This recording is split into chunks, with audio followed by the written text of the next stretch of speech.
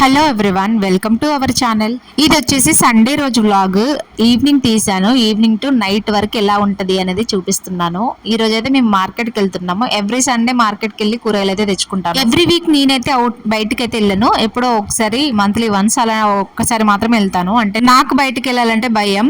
నాతో పాటు మా చిన్నోడు వస్తాడు. మా ఇద్దరిని ఏదో చిన్నపిల్లలాగా రోడ్డు మీద తీసుకొని రావాలి మా హస్బెండ్. అందుకే ఇంకా ఆయనకి ఎందుకులే మనం బర్డెన్ పెట్టడం అనేసి ఇద్దరం ఇంట్లోనే ఉంటాము. మా హస్బెండ్లే తీసుకొస్తాడు. ఇప్పటికీ సిటీకి వచ్చి ఇన్ని డేస్ అయినా కూడా నాకు ఎందుకో చాలా భయం భయం అనిపిస్తుంది. టీచింగ్ కూడా చేశాను, బట్ నేను రోడ్డు పై నుంచి ఒకదాన్ని అసలు రాకపోతుండే. గలీల నుంచి వచ్చేదాన్ని. ఒక 10-15 మినిట్స్ లో రీచ్ అయిపోతాను. ఓన్లీ స్కూల్ నుంచి మళ్ళీ ఇంటికి మాత్రమే. ఆ మధ్యలో నేను ఎక్కడ ఒక 1 మినిట్ కాదు 1 సెకండ్ కూడా ఆగను. ఎందుకు అంతలా భయపడతారంటే అలా భయపడడానికి చాలా రీజన్సే ఉన్నాయి. నేను పీజీ చేస్తున్నప్పుడు అక్కడనే కాదు ఎప్పుడైనా ఉంటాయి అలాంటి సిచ్యువేషన్స్. అందుకే నేను ఎలాంటి టైంలో కూడా రిస్క్ తీసుకోను. అంతే షేర్ అయితే చేస్తాను, ఎందుకంటే ఇది మొత్తం నేను మా ఫ్యామిలీలో కూడా చెప్పాను. మా అన్నయ్యని కూడా ఏమంటే పిలిపించాను కూడా. నేను పీజీలో ఉన్నప్పుడు జరిగింది ఇది. అంటే నేను 2016, 17, 18 ఉన్నాను. హాస్టల్లో ఉండేదాన్ని అద్దాలత్ ఏరియాలో. అక్కడ నుంచి మా కాలేజీ 3 కిలోమీటర్స్ అలా ఉండేది. బై వాక్ వెళ్ళేవాళ్ళం, నేను మా ఫ్రెండ్ ఇంకొకటి ఉండేది. బట్ ఫ్రెండ్స్ ఇలాంటి టైంలో నమ్మొద్దు అనడానికి బయటి వాళ్ళు, నేను అలాంటి వాళ్ళని ఎవరిని చూడలేదు, కానీ బయట వేరే దగ్గర నుంచి వచ్చిన వాళ్ళైతే అలాంటి క్యారెక్టర్ తో కూడా ఉన్నారు అనేసి నేను చాలా ఫీల్ అయ్యాను. తర్వాత ఆ అమ్మాయి గురించి తెలుసుకున్నాక నేనే కొంచెం డిస్టెన్స్ మెయింటైన్ చేశాను ఆ అమ్మాయితో. ఇంకా స్టోరీ అయితే చెప్తాను. నేను ఒకరోజు కాలేజ్ నుంచి వస్తున్నాను. నేను ఆ రోజు ఎవరిని అబ్జర్వ్ చేయలేదు, బట్ స్కూటీ మీదనో ఏమో నిల్చొని ఉన్నాడు. కాలు తాకుతుంది ఇలా అనేసి నేను కొంచెం సైడ్ నుంచి వచ్చాను. నాకు అది మాత్రమే గుర్తుంది, ఎవరి ఫేస్ కూడా చూడలేదు. దానికి ముందో దానికి తర్వాతనో ఇంకా నెక్స్ట్ డే నుంచి ఫాలో అవ్వడం స్టార్ట్ చేసేసాడు. ఫాలో అవుతున్నామని మనం కొంచెం ఇగ్నోర్ చేయాలి, కానీ నా పక్కనున్న ఫ్రెండ్ ఏం చేసేదంటే కొంచెం నవ్వుతా ఉండేసరికి వాడికి ఇంకా ఉచ్చిలు అనిపించి అలా వెంబడి పడేవాడు. మేము 3 కిలోమీటర్స్ నడిస్తే మా ఎమ్మటి 3 కిలోమీటర్స్ అలా వచ్చేవాడు. నాకైతే అసలు ఒక్కొక్క రోజు మా ఫ్రెండ్ రాకుండా ఉంటే నేను ఒక్కదాన్ని వెళ్తే ఫుల్గా భయపడేదాన్ని. ఏమో ఎవరిని ఎక్కడ నమ్మలేం కదా అన్నట్టుగా. నేను అలా ఒకరోజు మా వార్డెన్కి చెప్దామనేసి అనుకున్నాను. అదే హాస్టల్లో ఉంటారు కదా, వాళ్ళకైతే చెప్దామనేసి అనుకున్నాను. నేను హాస్టల్లోనే ఉండేదాన్ని. దాని తర్వాత రోజు నెక్స్ట్ డే మా అన్నని అయితే పిలిపించాను, కానీ నేను మా అన్నయ్యని పిలిపించిన రోజు వాడైతే రాలేదు. ఇంకో రోజు వాడు వచ్చి నెంబర్ అడిగాడు. వాడు ఎవరిని అడిగాడు ఏంది అనేది నేను అసలు ఏమీ పట్టించుకోలేదు. బట్ మా ఫ్రెండ్ ఎలా ఉంటుందంటే, ఆ నెంబర్ ఇవ్వే, వాడు మనల్ని రోజు డ్రాప్ చేస్తాడు అని అంది. అసలు అంత చెత్త మొహంది. నేను ఎందుకు ఫ్రెండ్ చేసుకున్నాను దాన్ని, దాంతో ఎందుకు కలిసానా అని చాలా సార్లు అనుకున్నాను నేనైతే. అందుకే కొన్నిసార్లు అనుకుంటాను, నేను ఎంత చదువు వచ్చినా కూడా కొంచెం సంస్కారం ఉండాలి అనేసి. అదొక్క సిచ్యువేషన్ లోనే కాదు, నాకు డిగ్రీలో కూడా ఒక ఫ్రెండ్ అలానే చేస్తే నేనైతే ఫేస్ టు ఫేస్ ఇచ్చేసి ఒక 4-5 ఇయర్స్ మాట్లాడలేదు. ఆడవాళ్ళకు కొన్ని నచ్చలేదు అని వాళ్ళు ఫేస్ ఎక్స్ప్రెషన్స్ తోనే అన్ని చెప్పొచ్చు కదా. నేనైతే ఇలాంటి విషయాన్నైనా ఫేస్ ఎక్స్ప్రెషన్స్ తోనే చెప్తాను. అది నాకు నచ్చలేదు అని అంటే వాళ్ళ దగ్గర స్మైల్ కాదు కదా, నా ఫేస్ లో వాళ్ళ కోపమే కనబడుతుంది. మనం కూడా జాగ్రత్తగా ఉండాలి. ఎక్కడ పడితే అక్కడ అనవసరంగా తిరగడాలు ఇవన్నీ చేయకుండా ఇంట్లో మనకు ఏదో తోచింది మనం చేసుకోవడం బెస్ట్ అనిపిస్తుంది. అందుకే ఒకరి ఇంట్లోకి పోవడాలు, ఒకరితో మాట్లాడాలు ఇవన్నీ ఏమి చేయను నేను. ఎలాంటివి కూడా పెట్టుకోను. ఈ మొత్తం సంస్కారం ఎవరి దగ్గర నుంచి వస్తుంది అంటే తల్లిదండ్రుల నుంచే వస్తుంది. తల్లిదండ్రులు ఏమంటారో, మా మమ్మీ ఏమంటదో, మా డాడీ ఏమంటదో అని మొత్తం ఆలోచిస్తే మనం ఎలాంటి తప్పులు కూడా చేయము.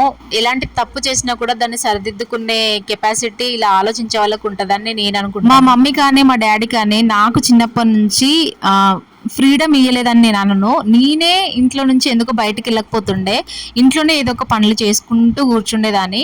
ఎందుకు బయటికి వెళ్ళవు అని అంటే మా వాళ్ళకి నచ్చదు, పంపించాలని వాళ్ళకి నచ్చదు అని నేను వాళ్ళ ఫేస్ ఎక్స్ప్రెషన్స్ తోనే నేను అర్థం చేసుకొని నేను ఎట్ట వెళ్ళకపోతే, మా ఇంటికి వస్తేనే మాట్లాడేదాన్ని. మా ఇంటికి రాకపోతే నేను మాత్రం ఎక్కడికి వెళ్ళి ఒకరి గురించి గంటలు స్టోర్ వేసుకుంటూ మాట్లాడతారు కదా, అదే గంటలు ఒకరు నీ గురించే మాట్లాడుకునే రోజులు వస్తాయి అనేది మనం మర్చిపోవద్దు. అసలు నేనైతే లైవ్ గానే చూసాను ఇలాంటివి. నా గురించి ఎన్నో మాట్లాడుకోవచ్చు, కానీ రిటర్న్ లో మళ్ళీ వాళ్ళ గురించి ఇప్పుడు నేను మాట్లాడుకోవచ్చు. నాకు అంత టైం కూడా లేదు వాళ్ళ గురించి మాట్లాడుకోవడానికి, అంత సోది పెట్టడానికి కూడా. అండ్ ఇంకోళ్ళ ఇంటికి పోయి వాళ్ళ గురించి సోది చెప్పుకుంటూ నేనైతే టైం వేస్ట్ చేయదలుచుకోలేదు. ఇది నేను చాలా చూసాను. మా ఇంటి చుట్టుపక్కలనే చూసాను చాలా. మా మాస్టర్ చిన్నప్పుడు నేను వాళ్ళ నుంచి 7th వరకు చదువుకున్నప్పుడు ఒకటి చెప్తుండే, ఎవరిది వాళ్ళు కడుక్కోవాలి, పక్కన వాళ్ళది అడగొద్దు అనేసి. అంటే వేరే వాళ్ళ గురించి మాట్లాడుకోవద్దు అన్నట్టుగా ఇలా ఈ పదం వాడేవాడు. అది ప్రతి ఒక్కరు విన్నారు కానీ ఎవరిది వాళ్ళు కడుక్కోవడానికి ఏమవుతుందో పక్కన వాళ్ళ ముచ్చట్లే కావాల్సి వస్తుంది. మనకు చిన్నప్పుడే చాలా విషయాలు మాస్టర్లు కానీ సార్స్ కానీ మేడాలు కానీ చాలా నేర్పిస్తారు. కానీ అవన్నీ మనం మైండ్ లో ఉంచుకుంటే మన లైఫ్ మనమే చూసుకుంటాము, పక్కనోడి లైఫ్ ఎలా ఉంది అనేది అస్సలు చూడము. కొన్ని మట్టి బుర్రలకి ఏం పని చేయదు కదా, పక్కనోడి లైఫే కావాలి. పక్కనోళ్ళ ఇంట్లో గొడవ జరిగిందని దొంగసాటంగా ఎన్నుకుంటూ ఈకైకలు పక్కపక్కలు అన్నీ ఉంటాయి.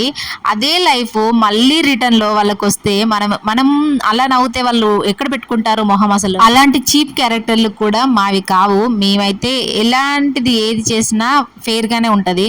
అంతేగాని దొంగసాటంగా ఎన్నుకుంటా గొడవ జరుగుతుంటే ఎదురుగా నిల్చొని నవ్వడాలు, తుల్లడాలు ఇలాంటివి మనం చెయ్యకూడదు. చేసిన కూడా మనకి ఇలా వస్తుందో ఆ పరిస్థితి అనేసి మనకు మనమే అనుకుని మన పని మనం చేసుకుంటూ, అందరికీ అన్ని రోజులు అస్సలు బాగుండవు. ఎవరికి ప్రతి ఒక్కరికి లైఫ్ లో ఏదో ఒకటి బ్యాడ్ మూమెంట్ అయితే వస్తుంది. కానీ దాన్ని అలుసుగా తీసుకొని కొందరు నవ్వడాలు తుల్లడాలు అయితే అసలు చేయకూడదు. ఎందుకంటే అది నీకు ఇంకో రోజు వస్తుంది. ఈ రోజు నేను బాగున్నాను కానీ నాకు కూడా రావచ్చు.